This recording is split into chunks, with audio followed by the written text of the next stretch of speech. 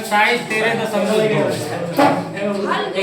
13.2 ध्यान दीजिएगा बाबू। 6ठा number question देखिए, स्तंभ है। स्तंभ का अर्थ जानते हैं खंबा, ठीक है। और वो खंबा बेलनाकार है, और बेलनाकार जैसे है, नीचे थोड़ा मोटा है, ऊपर थोड़ा पतला है, ठीक है।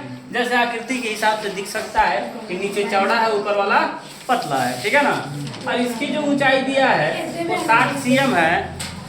60 cm है बाबू। ये जो है कितना, इसका जो है ना त्रिज्या दे दिया है 8 cm। त्रिज्या कितना दिया है 8 cm। इसका व्यास दिया है 24 cm। इसका ऊंचाई दे दिया है 220 cm, ठीक है।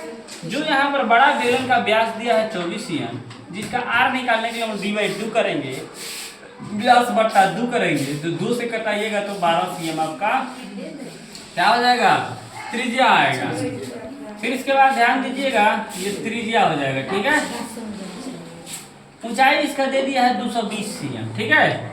छोटा बेलन का त्रिज्या जो है आर है, और आर का वैल्यू कितना दिया है 8 cm दिया है। क्या दिया है 8 cm। ऊंचाई जो है वो कितना हो जाएगा 60 cm। अब यहाँ आपको ध्यान देकर के मान रखना होगा कि जैसा स्तंभ का आयतन ज्ञात करना है, तो बड़ा बेलन का आयतन और छोटा बेलन का आयतन को जोड़ देंगे। हम क्या करेंगे, जोड़ देंगे। और देखिए जोड़ देंगे कैसे, तो दोनों का सूत्र जो जानते हैं कि बेलन का आयतन क्या होता है, पाई आर स्क्वायर है, पाई आर स्क्वायर है।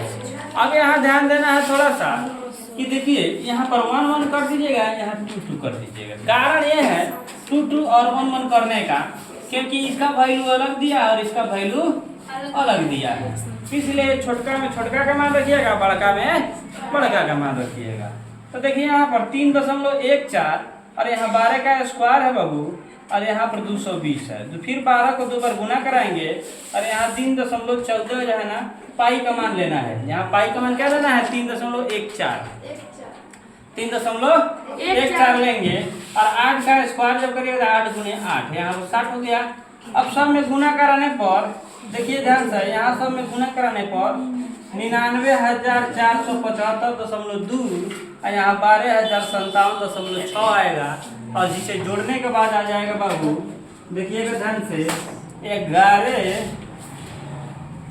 यहाँ ध्यान दीजिएगा 1,11,532.8 cm की।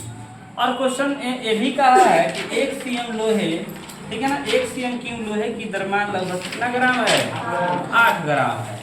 इसलिए हम लोग ये cm की ग्राम है ना है, इसको यहाँ लाभ देंगे और इस 8 ग्राम से गुना करा देंगे। जितना गुना कराने के बाद ये आता है, ठीक है ना, 8,92,262.4 ग्राम आता है। क्या आता है ग्राम, ठीक है। और इस ग्राम को अगर आप केजी में चेंज करना चाहते हैं तो ध्यान दीजिएगा, एक केजी में कितना ग्राम होता है 1000 ग्राम। इसलिए हम लोग 1000 से क्या करेंगे, भाग करेंगे। क्या करेंगे, भाग करेंगे। और जैसे यहाँ पर 3 को 0 उतारने के बाद कटाइएगा, तो 3 संख्या के बाद अपने आप दशमलव कुदूक के बढ़ जाएगा, ठीक है, बढ़ जाएगा आगे। अब यहाँ पर आ जाएगा कुदूक के। अभी जो है ना इसी को उतारेंगे, यही केजी में आंसर हो जाएगा। और गर्मी से तो बाप रे